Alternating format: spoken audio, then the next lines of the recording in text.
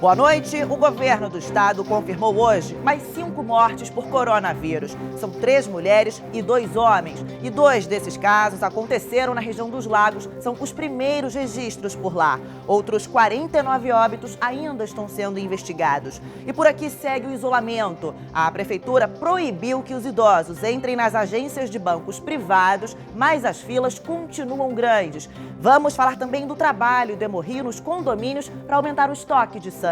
E tem ainda histórias de casais recém-separados que voltaram a morar juntos para ficar perto dos filhos. O Jornal do Rio volta em 30 segundos e eu te espero.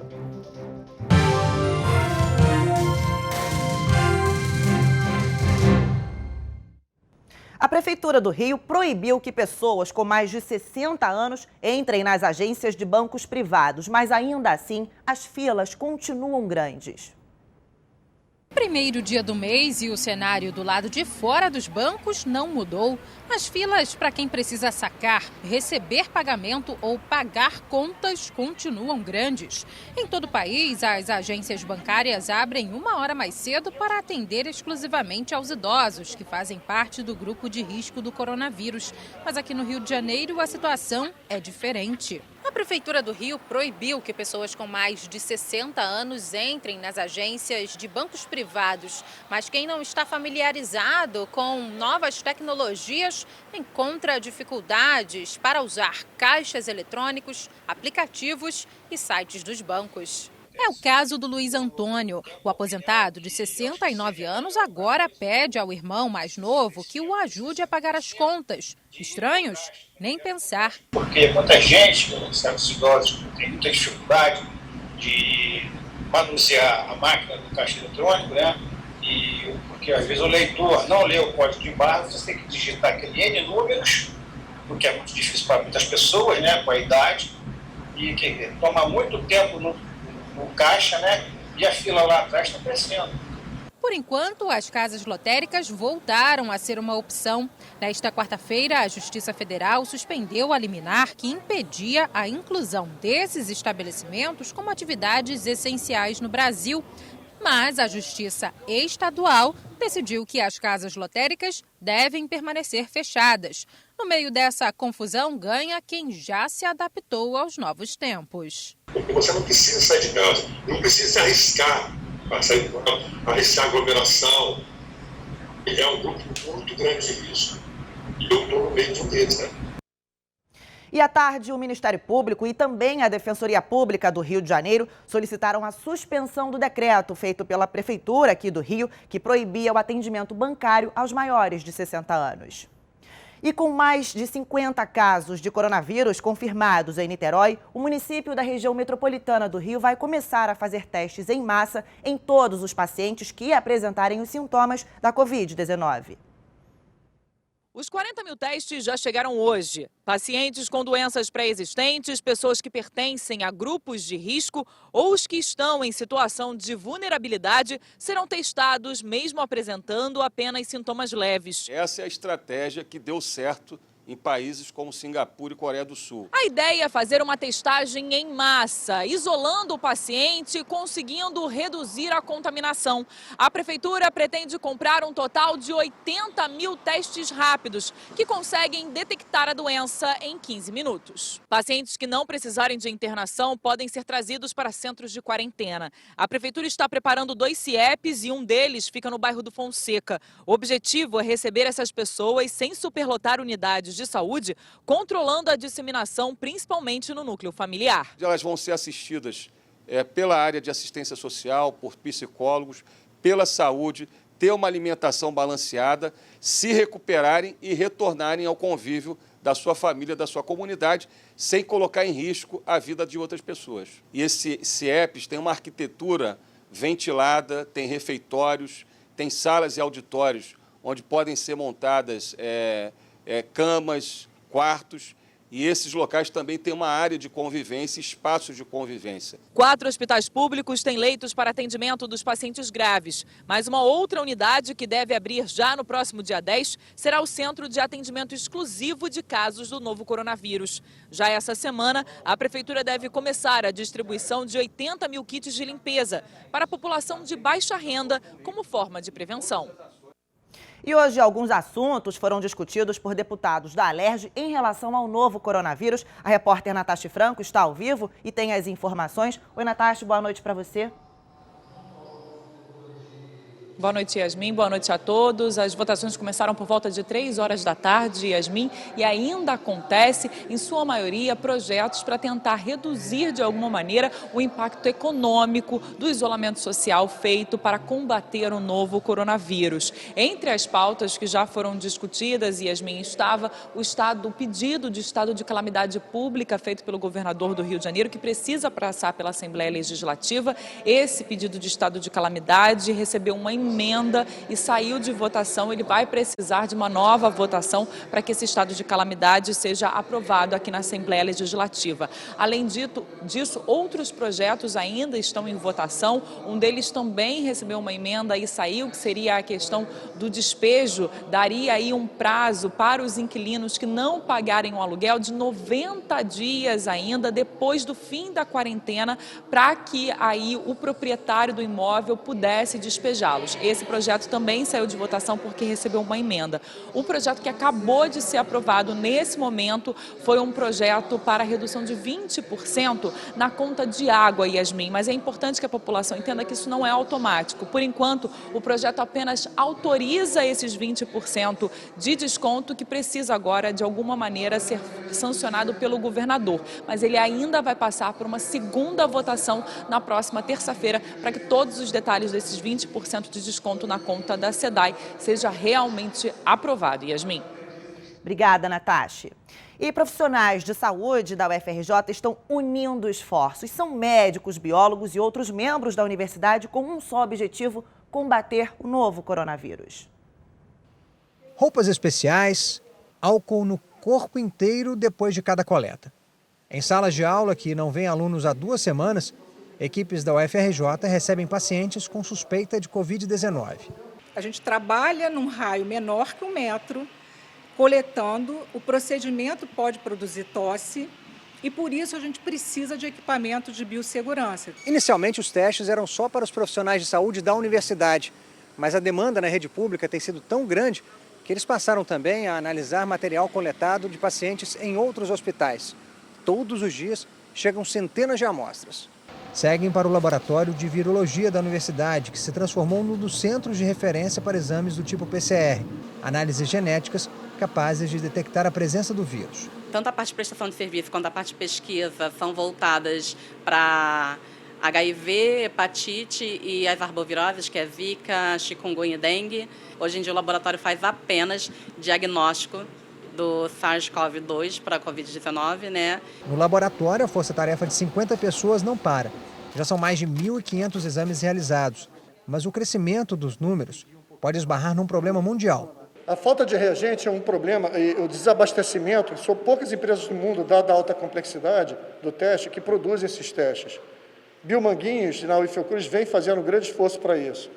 No entanto, há uma preocupação com o desabastecimento. Hoje, nós estamos no nosso limite aqui no UFRJ. Além de secreções do nariz e da boca, os cientistas também colhem sangue de voluntários. O próximo passo é fazer exames de sorologia para saber se os pacientes estão produzindo anticorpos contra a doença ou se já têm anticorpos de reserva, o que significa que já tiveram contato com o vírus. Os resultados vão ajudar a entender melhor o comportamento da epidemia no Brasil e a planejar medidas para o fim da quarentena.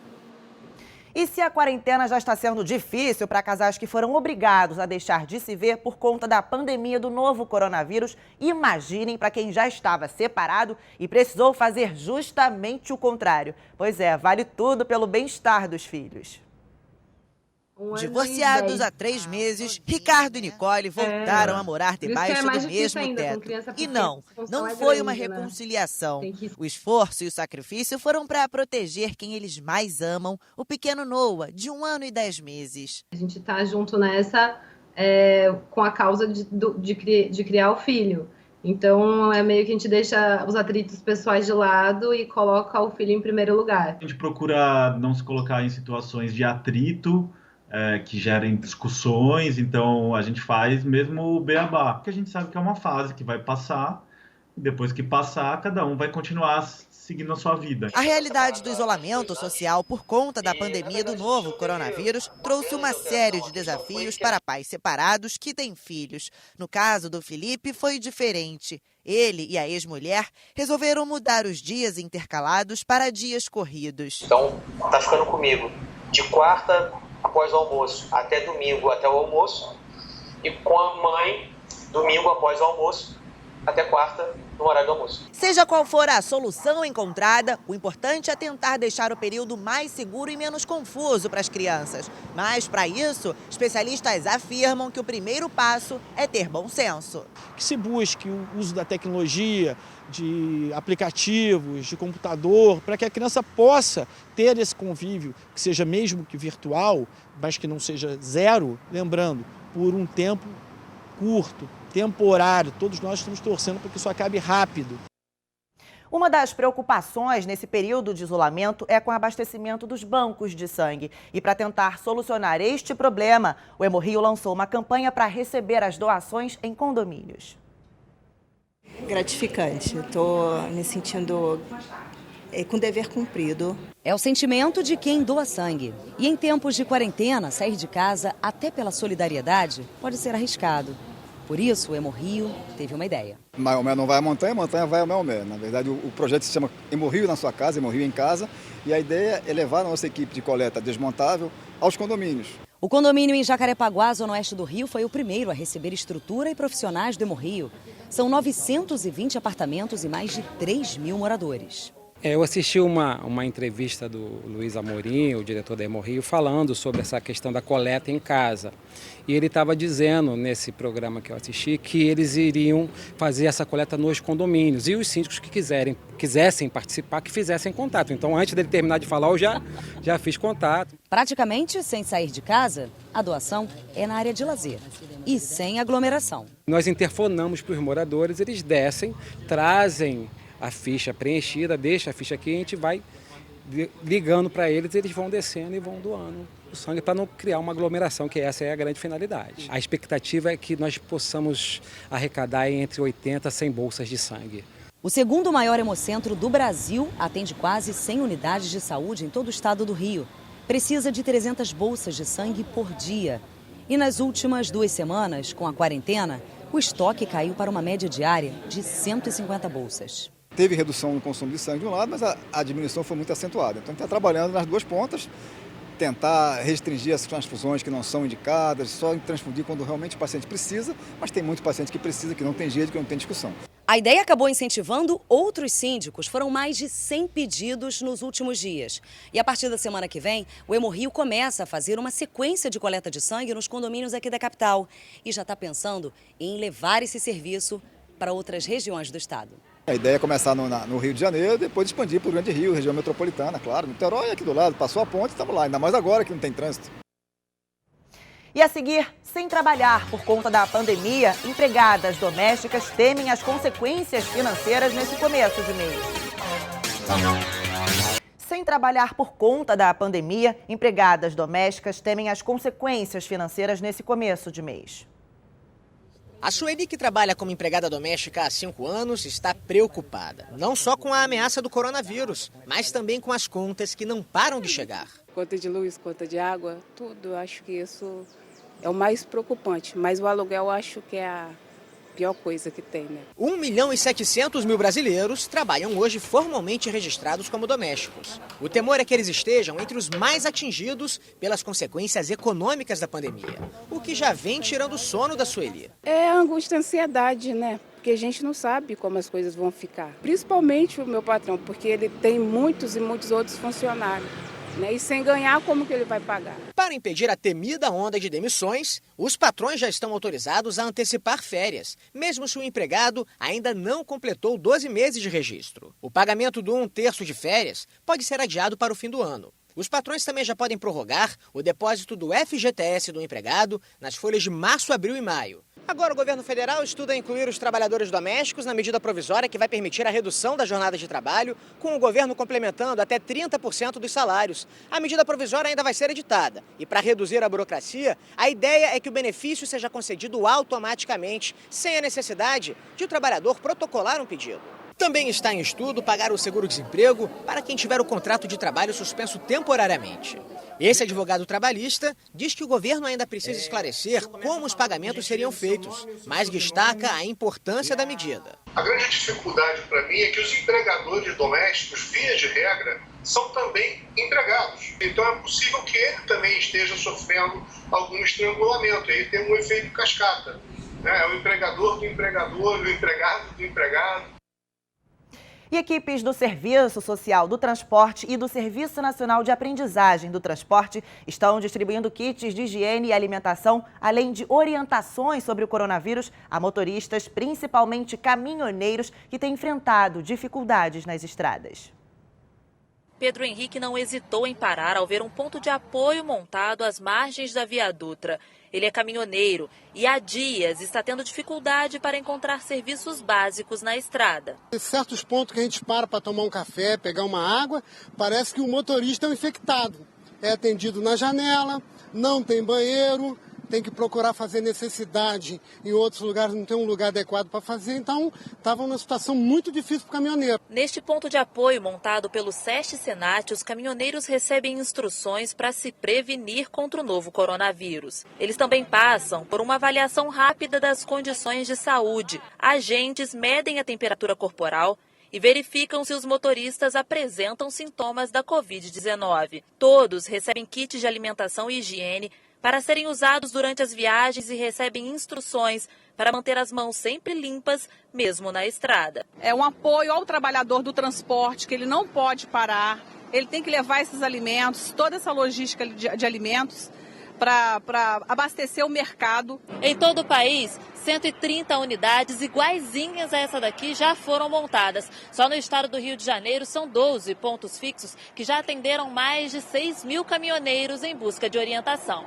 O Robson estava cheio de dúvidas e parou em busca de instruções. Ele é de São Paulo, estado com o maior número de casos de coronavírus no país. Bastante medo, porque a gente tem contato com várias pessoas e vários lugares e materiais e tudo. E o medo é a gente pegar e transmitir, principalmente em casa, né? Levar para casa. E o valor da tarifa do metrô não vai sofrer reajuste nos próximos 30 dias. Essa decisão foi tomada entre o governo do estado e o Metrô Rio em função da disseminação do novo coronavírus. Então, com a decisão, fica mantida a tarifa de R$ 4,60. O novo valor da passagem de R$ 5,00 foi sancionado no dia 28 de fevereiro pela AGETRANSP, a Agência Reguladora de Transportes Públicos do Rio, e entraria em vigor nesta quinta-feira. Hora de saber como fica a previsão do tempo para os próximos dias e, claro, eu chamo a especialista no assunto, Desirê Brant, da Somar Meteorologia. Boa noite, Desirê.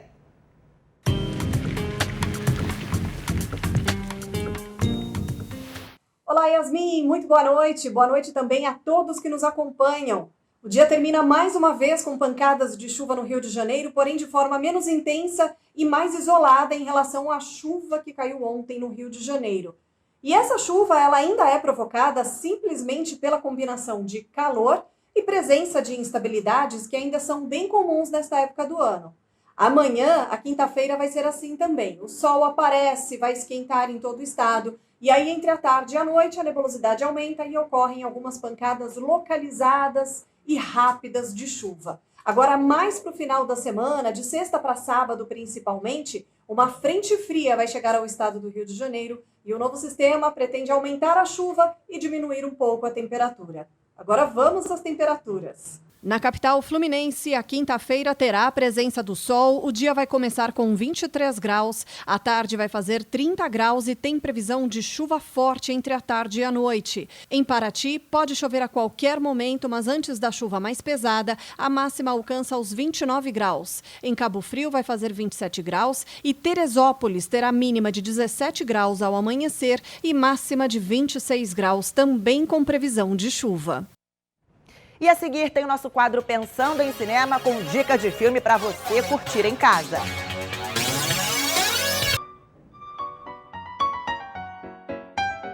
Em tempos de coronavírus, Mário Abad dá dicas de séries e filmes para você acompanhar de casa. E o longa escolhido de hoje é O Poço, que retrata uma prisão onde a comida é distribuída de cima para baixo.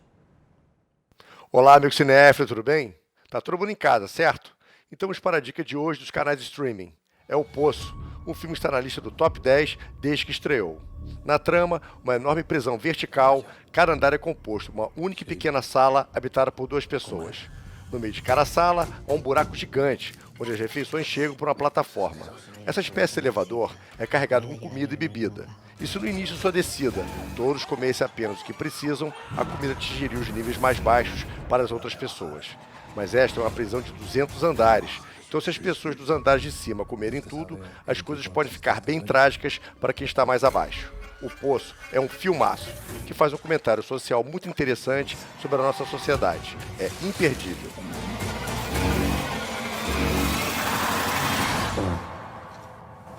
Tiene buen corazón. No creo que sobreviva usted mucho tiempo.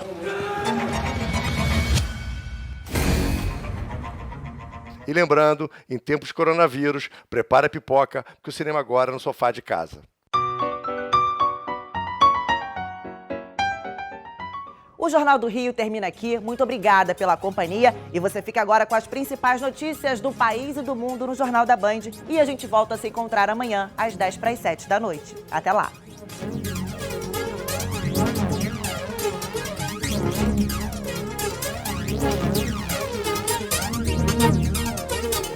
Thank you.